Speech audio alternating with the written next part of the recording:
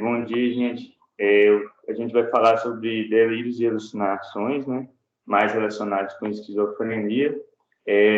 Os integrantes do grupo são eu, Matheus Rodrigues e Elisabô. A primeira coisa que a gente vai falar é que a esquizofrenia é caracterizada por grandes desorganizações ali dos processos mentais, com sintomas ali na área da percepção, emoções e pensamento. A pessoa com esquizofrenia, ela guia suas ações e comportamentos a partir de eventos não compartilhados pelos outros indivíduos considerados normais, né, ou saudáveis, de certa maneira. Ela se caracteriza por sintomas positivos, né, que são comportamentos ali disruptivos, discursos delirantes, perseverança ali cíclica de um tema, e sintomas negativos, que é o embotamento, são as dificuldades de expressar emoções e sentimentos, ter um contato visual ali, né, um contato visual restrito e a ausência de expressão facial.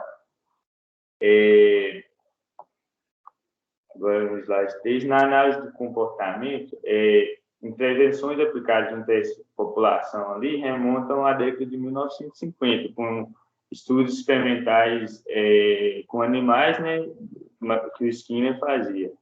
E o Skinner caracterizou o comportamento psicótico, né, ou neurótico aí, caracterizado por alguns transtornos mentais, sendo decorrente ali de um histórico de reforçamento, de particular de reforçamento, né, com os mesmos princípios que regem qualquer outro tipo de comportamento. Aí surgiu ali a análise experimental do comportamento como ciência biológica, né, que é estudar o ser humano por meio de animais e reproduzir em laboratórios fenômenos ali psicológicos nos animais análogos aos processos psicopatológicos observados nos seres humanos, né, visando a compreensão social do transtorno, né, a partir de animais. E depois surgiu a análise de comportamento aplicada, né, que é estudar os processos pelos quais se aplicam esses princípios de comportamento no ambiente social. Nós iremos falar aqui dos modelos experimentais com animais, primeiramente, né? As vantagens desse modelo é o controle da história de vida e da hereditariedade, possibilidade de isolamento de variáveis, né, monitoramento de comportamento, verificação mais fácil das mudanças consequentes, né, mais controladas, e a manipulação de eventos com mais facilidade. Esse tipo de modelo experimental, né, para simular a esquizofrenia nos animais, ao menos parcialmente, eles utilizam, né, mudanças produzidas por drogas ou lesões cerebrais em áreas, né, do cérebro envolvidas na esquizofrenia conhecidas até então, né? E a simulação do transtorno por meio da manipulação do ambiente ali do animal, né, utilizando tratamentos não farmacológicos para provocar ali sintomas específicos dos transtornos. Esses modelos são de isolamento social, que o animal é isolado da mãe nas primeiras semanas de vida e fica restrito ao contato físico e visual com outros membros ali da espécie. Aí observa-se ali, ao ser retirado do isolamento, a diminuição de vários tipos de comportamentos relacionados à interação social, ao consumo de alimentos, quando relacionado ao grupo controle, né? Dessa maneira, ele visa simular ali, os desequilíbrios na comunicação social, a falta de contato com alterações comportamentais e até mesmo sintomas depressivos, né? Simulando ali sintomas depressivos apresentados por pacientes depressivos, né? E temos também o modelo ali de inibição latente, né? Que é o LI, que é a exposição repetida a um estímulo sem consequência, de maneira a reduzir o controle por esse estímulo, né? Em uma exposição de condicionamento posterior ali. Dessa maneira, eles buscam simular uma das características da esquizofrenia, que é como manter a atenção, a ausência de atenção seletiva, né? Que é um dos principais sintomas, de maneira ali que o animal ele se tentaria qualquer estímulo irrelevante presente no ambiente, dificultando realizar ali qualquer tarefa, né? Os indivíduos com esquizofrenia também não exibem essa inibição latente ou é caracterizado por uma ausência total de atenção seletiva, né? Não aprendem a irrelevância de estímulo, assim os estímulos de aspectos ambientais que passariam despercebidos normalmente prendem a atenção ali do indivíduo, né? E passa a fazer parte do repertório comportamental do indivíduo esquizofrênico, né? E isso produz muito ali uma desorganização do pensamento, alteração do controle do comportamento ocasionado pela não inibição de estímulos ali do ambiente, né? Aí a gente chama também, né, eu chamo de desamparo aprendido, né, que é um comportamento em que o organismo é forçado a suportar estímulos aversivos, dolorosos, desagradáveis, e se torna incapaz, né, ou não deseja ali, evitar encontros posteriores com tais estímulos, né, mesmo que seja possível evitá-los de alguma maneira, né. Os sintomas do desamparo aprendido são muito semelhantes aos sintomas negativos da esquizofrenia, né, e da depressão. Pode passar.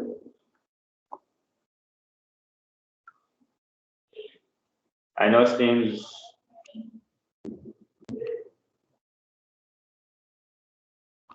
o slide 6, passou?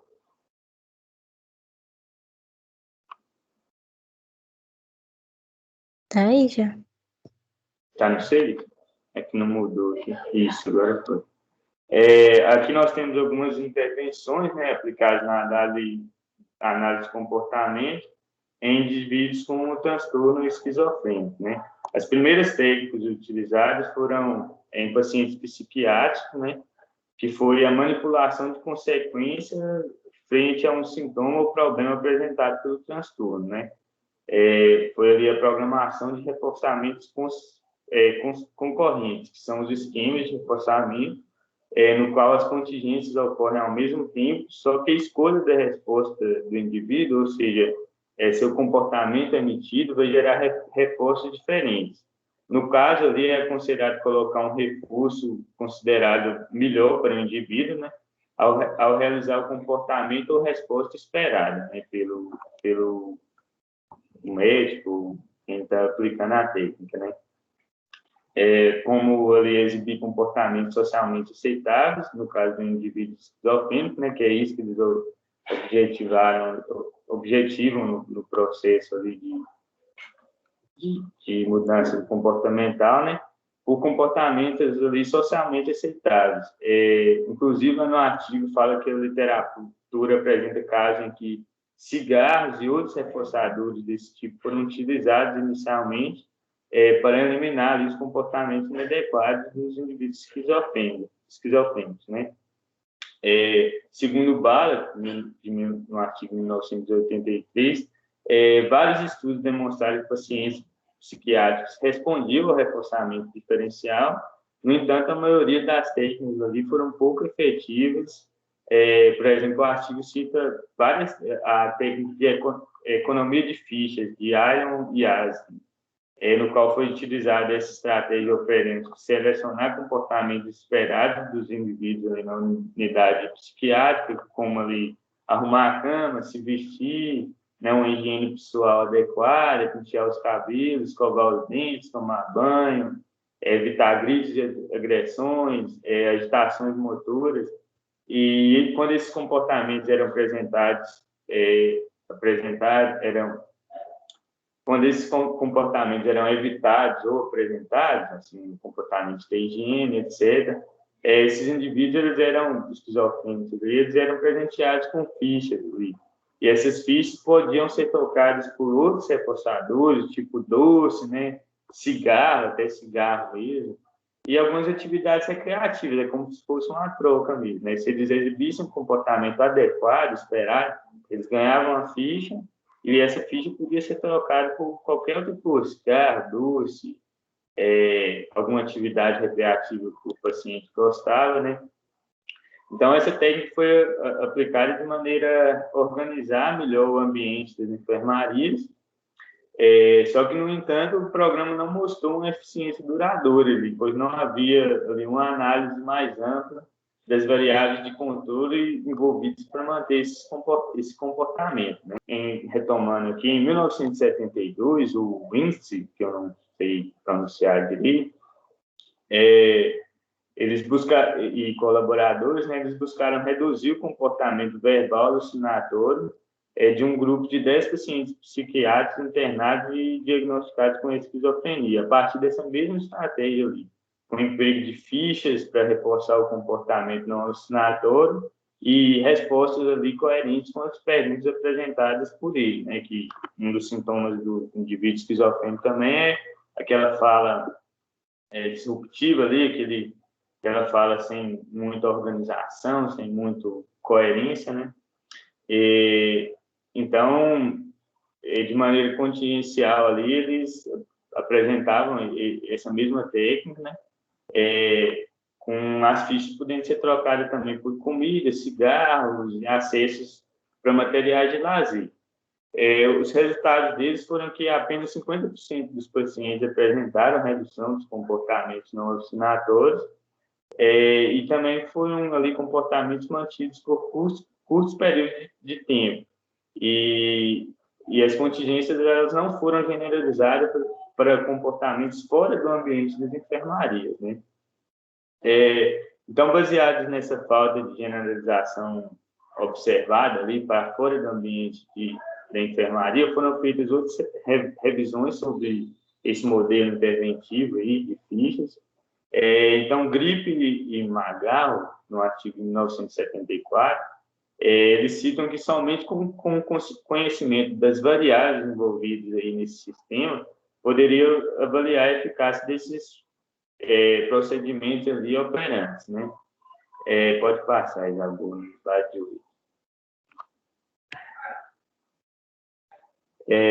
Então, Nelson e Cone, em artigo de 1979, e Kasdan, de 1978, eles consideraram que para o planejamento, ponderaram que para o planejamento das intervenções, devem ser consideráveis variáveis ali, como o tipo de ambiente institucional, a qualificação e o treino das equipes da instituição e a ocorrência de generalizações ali para além da instituição e a manutenção também do tratamento adquirido, né?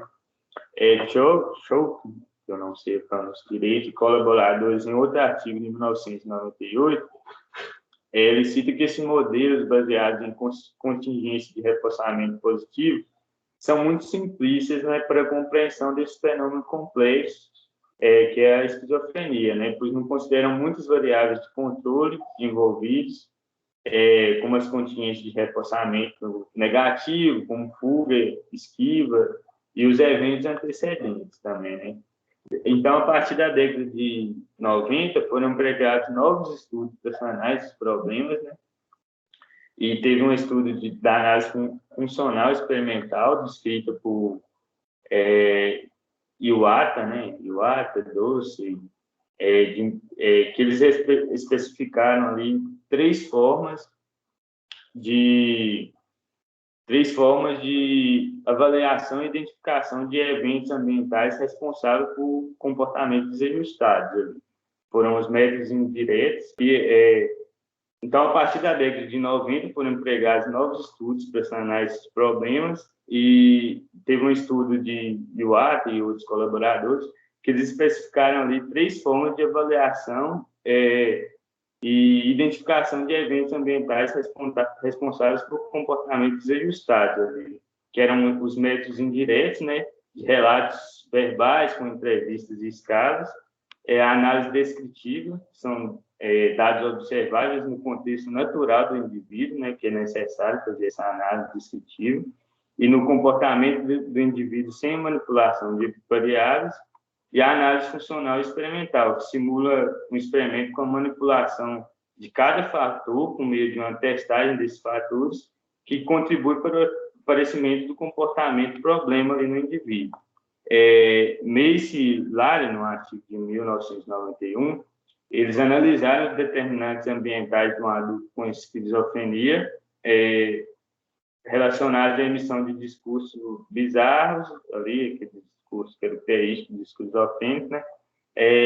A partir da observação direta dos comportamentos, revelando ali que a vocalização bizarra ela ocorria com maior frequência na presença da tarefa e na ausência de atenção, né?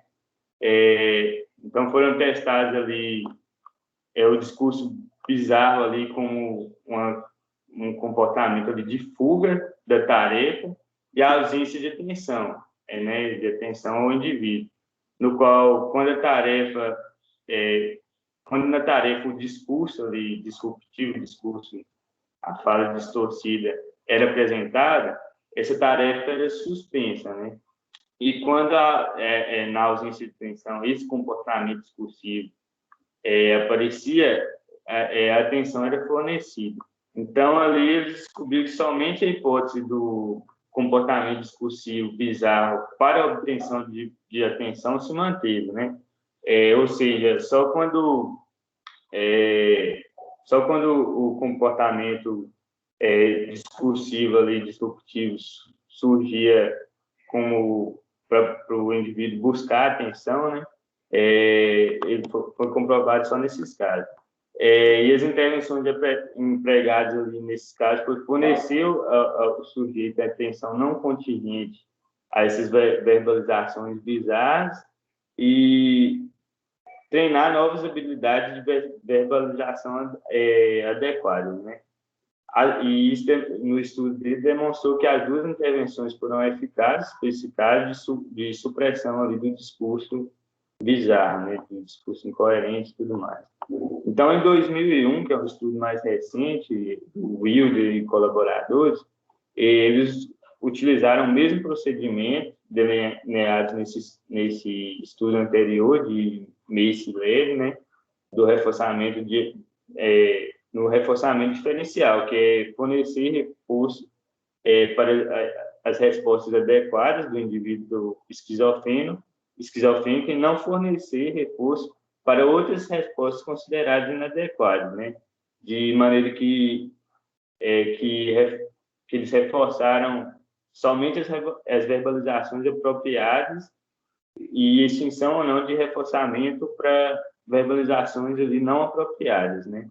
O resultado desse teste deles foi que esse tipo de tratamento produzia uma redução substancial ali das vocalizações, né, bizarras, incoerentes, e um aumento também das vocalizações apropriadas. Já em um estudo de 2007, desse mesmo autor aí, do Wilder, só com outros colaboradores, eles propuseram um modelo ali analítico da esquizofrenia, no qual nós devemos basear ali na definição operacional de comportamentos específicos apresentados pelo indivíduo esquizofrênico, como comportamento bizarro, discurso alucinatório, movimentos corporais ou faciais estranhos ou déficits sociais. A gente deve analisar isso antes. Fazer uma avaliação ali de forma a determinar os eventos ambientais antecedentes e consequentes que influenciam esses comportamentos, né, por uma análise bem criteriosa, e intervenções direcionadas especificamente, a partir de técnicas da análise do comportamento, para cada variável envolvida em cada comportamento, entendeu? Esse modelo aí procura investigar as várias hipóteses envolvidas no comportamento problemático, né? Testar essas hipóteses, né, que é avaliação e tal, e definir o tratamento a partir de si, né? Só que, assim, uma coisa que a gente deve ponderar é que a análise de comportamento ainda apresenta limitados estudos, assim, esses foram praticamente os últimos estudos, assim, baseados, né, em indivíduos esquizofrênicos, delírios e alucinações, né? Então, a análise de comportamento ainda apresenta limitados estudos sobre a esquizofrenia e os modelos de intervenção nesses casos.